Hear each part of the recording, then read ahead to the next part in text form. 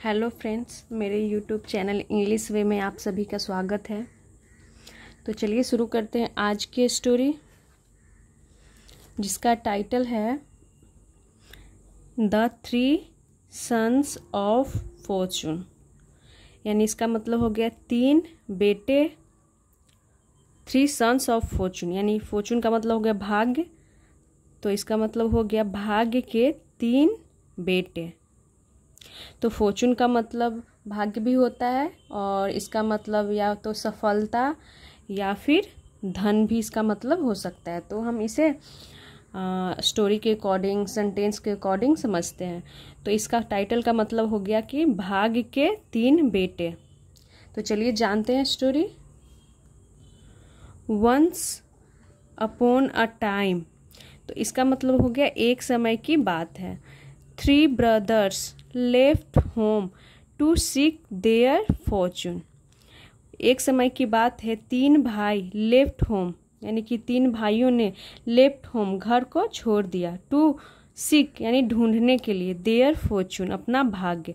तो इसका मतलब हो गया एक बार 3 भाइयों ने घर को छोड़ दिया अपना भाग्य ढूंढने के लिए। सीक का मतलब ढूंढना, टू सीक यानी ढूंढने के लिए, और टू यहाँ पे इन्फिनिटी मार्कर हो गया, यानी कि ये हमारा प्रीपोजिशन नहीं है, ये इन्फिनिटी हो गया। टू के साथ वर्ब की बेस फॉर्म, लीव की सेकेंड फॉर्म लेफ्ट हो गया। तो 3 भाइयों ने लेफ्ट होम अपना घर छोड़ दिया, टू सीक यानी ढूंढने के लिए, देयर फॉर्चून अपना भाग। और देयर यहाँ पे पजेसिव एडजेक्टिव हो गया, क्योंकि जब नाउन के पहले इसके बाद हमेशा नाउन आएगा, तो ये हमारा पजेसिव एडजेक्टिव कहलाता है, देयर फॉर्चून, यानी कि इसके बगल में नाउन आएगा, तो ये हमारा पजेसिव एडजेक्टिव हो गया। all they had with them was a rooster, a scythe and a cat। all they had, all का मतलब हो गया all they, यानी कि उन सभी के पास, had यहाँ पास्ट की पोजीशन को दिखा रहा है कि उनके पास था। with them यानी कि उनके साथ, was यानी था, अ रूस्टर यानी एक मुर्गा, रूस्टर का मतलब मुर्गा होता है। अ साइथ, एक, इसका मतलब होगा, साइथ का मतलब दरांती जिसे बोलते हैं, यानी कि एक प्रकार का हंसिया बोल सकते हैं। एंड अ कैट, और एक बिल्ली। तो उनके पास क्या था, उनके पास एक मुर्गा था, एक दरांती और एक बिल्ली थी। तो उनके साथ ये तीनों चीज़ थी। The first boy went to an island where people had never seen a rooster. The first boy यानी कि जो पहला लड़का था, वेंट टू यानी कि गया, गो की सेकेंड फॉर्म वेंट हो गई, तो जो पहला लड़का था वो गया टू एन आइलैंड। तो इसे क्या पढ़ेंगे, आइलैंड। आइलैंड का मतलब हो गया द्वीप। जो पहला लड़का था वो एक द्वीप पे गया जहाँ पीपल हैड नेवर सीन, यानी कि लोगों ने, नेवर यानी कभी नहीं देखा था। यहाँ पे सी की थर्ड फॉर्म सीन का यूज किया गया, और यहाँ पे हैड यानी कि पास्ट परफेक्ट के रूप में यूज किया गया। तो इसका मतलब होगा कि लोगों ने कभी नहीं देखा था, अ रूस्टर एक मुर्गा, यानी एक ऐसे द्वीप पे गया पहला लड़का जहाँ पे लोगों ने कभी भी एक मुर्गा को नहीं देखा था। और वेयर यहाँ WHO वर्ड नहीं है, यहाँ पे where as a conjunction use किया गया है। यहाँ पे वेयर का मतलब हो गया जहाँ, पीपल यानी लोगों ने, हैड नेवर सीन यानी कभी नहीं देखा था, अ रूस्टर यानी कि एक मुर्गा। दे वर इम्प्रेस्ड, दे, तो दे प्रोनाउन हो गया जो कि लोगों के लिए यानी पीपल के लिए लगा हुआ है। दे वर इम्प्रेस्ड यानी कि वे प्रभावित हुए, इम्प्रेस की सेकेंड फॉर्म इम्प्रेस्ड। तो यहाँ पे थर्ड फॉर्म के रूप में यूज किया गया, सेकेंड फॉर्म नहीं, थर्ड फॉर्म के रूप में यूज किया गया। दे वर इम्प्रेस्ड यानी कि वे प्रभावित हुए। वेन यानी कि जब, it indicated the time by crowing, यानी कि वहाँ के जो लोग थे वे प्रभावित हुए जब, इट इंडिकेटेड, इट यहाँ पे रूस्टर के लिए यूज किया गया प्रोनाउन, कि वहाँ के लोग प्रभावित हुए जब, इट इंडिकेटेड जब उसने इंडिकेट किया यानी कि इशारा किया, द टाइम यानी कि समय, बाय क्रोइंग यानी कि बांग दे करके, क्रो मतलब बांग देना भी होता है और कौवा भी होता है। बाय क्रोइंग, यानी इसका मतलब हो गया बांग दे करके। तो वहाँ के लोग बहुत प्रभावित हुए जब उसने समय को संकेत दिया बांग देकर मुर्गा ने। तो वहाँ के लोग बहुत प्रभावित हुए क्योंकि उन्होंने कभी मुर्गा नहीं देखा था।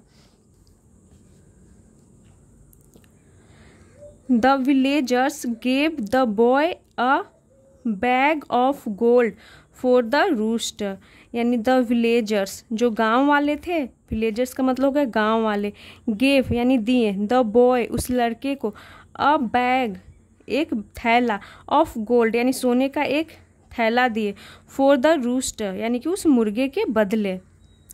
द सेकेंड बॉय जो दूसरा लड़का था, रीच्ड यानी पहुंचा, रीच की सेकेंड फॉर्म हो गया रीच्ड यानी कि पहुंचा, अ विलेज एक गांव पहुंचा, वेयर यानी कि जहां, people found it difficult to harvest their crops, यानी जो दूसरा लड़का था, द सेकेंड बॉय रीच्ड जो दूसरा लड़का था वो पहुंचा, अ विलेज एक गांव, द सेकेंड बॉय रीच्ड यानी जो दूसरा लड़का था वो पहुंचा एक गांव, वेयर यानी कि जहां, तो यहाँ पर भी वेयर एज अ कंजंक्शन है। The second boy reached a village जहां लोग, फाउंड इट डिफिकल्ट जहाँ के लोग जो थे, found it difficult to harvest यानी कि कटाई करना बहुत क्या था, डिफिकल्ट था, मुश्किल था। उन्होंने क्या पाया कि वो वहाँ पे कटाई करना जो था फसल का बहुत ही मुश्किल था, हार्वेस्ट यानी कि फसल की कटाई करना।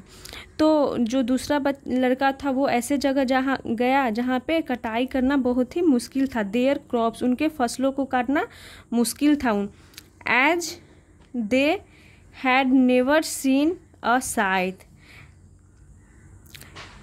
देयर क्रॉप्स यानी कि उनके फसल है, और ये देयर यहाँ पे वही पजेसिव एडजेक्टिव हो गया।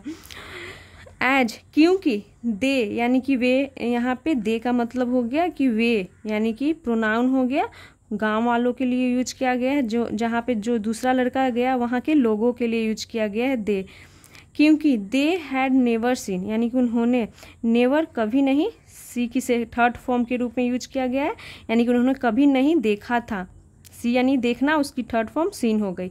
और ये भी पास्ट परफेक्ट के रूप में यूज किया गया है, हैड के साथ वर्ब की थर्ड फॉर्म। अ साइथ यानी कि एक दराती जिससे फसल की कटाई करते हैं, तो उन्होंने, वहाँ के लोगों ने कभी नहीं देखा था, इसीलिए वहाँ के लोगों को फसल काटना बहुत ही डिफिकल्ट था, मुश्किल था।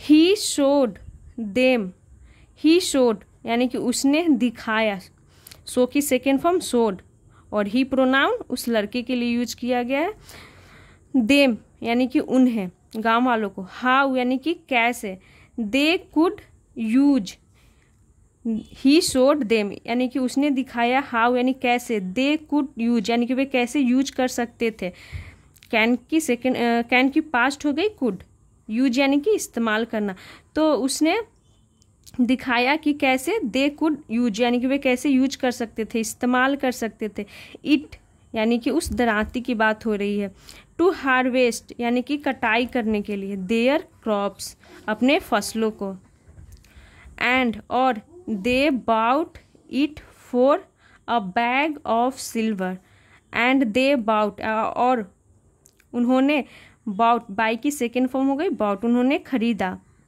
दे बॉट उन्होंने खरीदा, इट किसके लिए यूज किया गया है, तो उस दराती के लिए जिससे फसल की कटाई करते हैं, for a bag of silver, a bag का मतलब हो गया कि एक थैला, ऑफ सिल्वर यानी कि चांदी का, सिल्वर यानी चांदी का एक थैला दे करके उन्होंने खरीदा।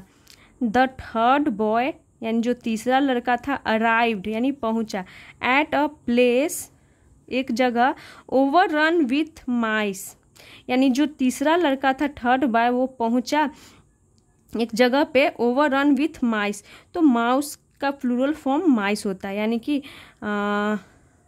एक ऐसी जगह पे पहुंचा जहाँ की बहुत सारे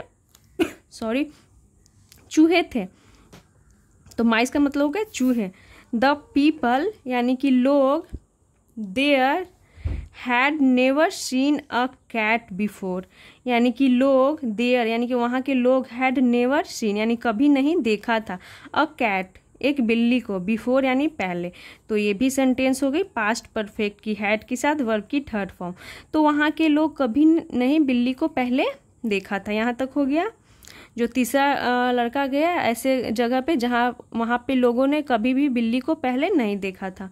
एंड वर हैप्पी, और खुश थे, वेन, जब, इट किल्ड, यानी कि इट यहाँ पे प्रोनाउन बिल्ली के लिए यूज किया गया है।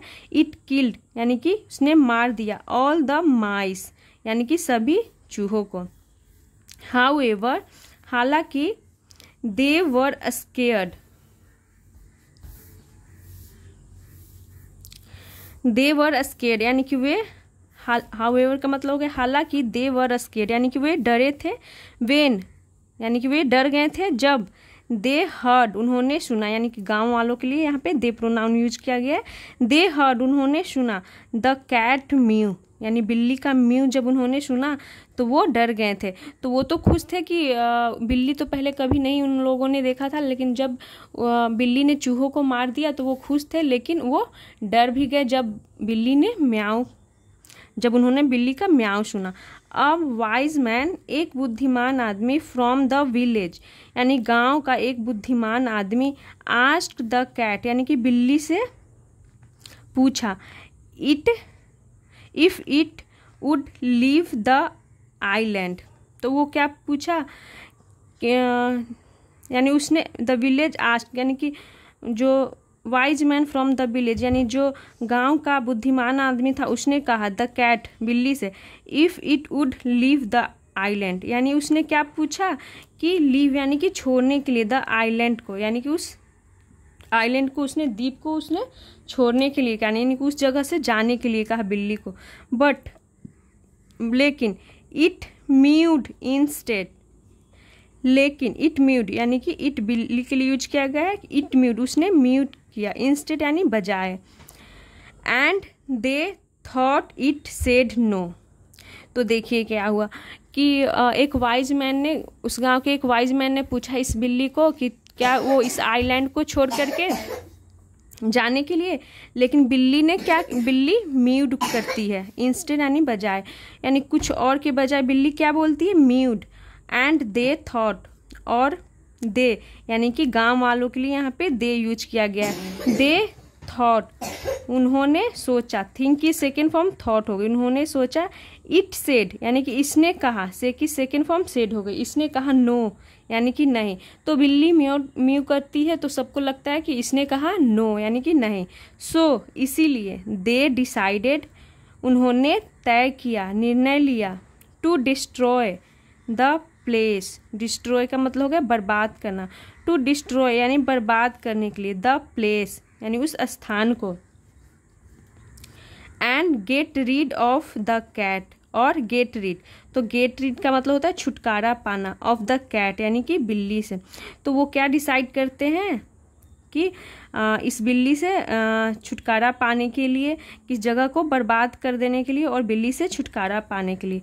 हाउएवर हालांकि, the cat jumped out of a window, हालांकि द कैट यानी कि बिल्ली जम्प्ड यानी बिल्ली कूद गई, आउट ऑफ अ विंडो यानी कि खिड़की के बाहर वो कूद करके बाहर चली गई, यानी कि वो खिड़की से कूद गई। एंड एस्केप्ड अनहार्म्ड, और एस्केप यानी कि वो छूट गई, बच गई, अनहार्म्ड यानी बिना कोई किसी नुकसान के वो खिड़की से कूद गई, चली गई, भाग गई। यानी कि वहाँ के लोग सोचे कि ये हमारे लिए क्या हो सकता है, खतरनाक हो सकता है। तो वो बिल्ली से पूछते हैं वहाँ जाने के लिए, तो बिल्ली म्याऊ जवाब देती है, तो उन लोगों को लगता है कि ये क्या होगा, वो डर जाते हैं और वो क्या निर्णय लेते हैं इस जगह को बर्बाद कर देने के लिए। लेकिन बिल्ली वहाँ से कूद करके भाग जाती है बिना किसी नुकसान के। तो यहाँ पर देख सकते हैं ये बिल्ली इस विंडो से कूद के नीचे भाग रही है और वहाँ के लोग हैं। तो ये थी शॉर्ट स्टोरी। आई होप आप लोगों को अच्छी लगी हो। तो ऐसे ही और वीडियोस देखने के लिए मेरे चैनल को सब्सक्राइब करें और वीडियो को लाइक करें। Thanks for watching.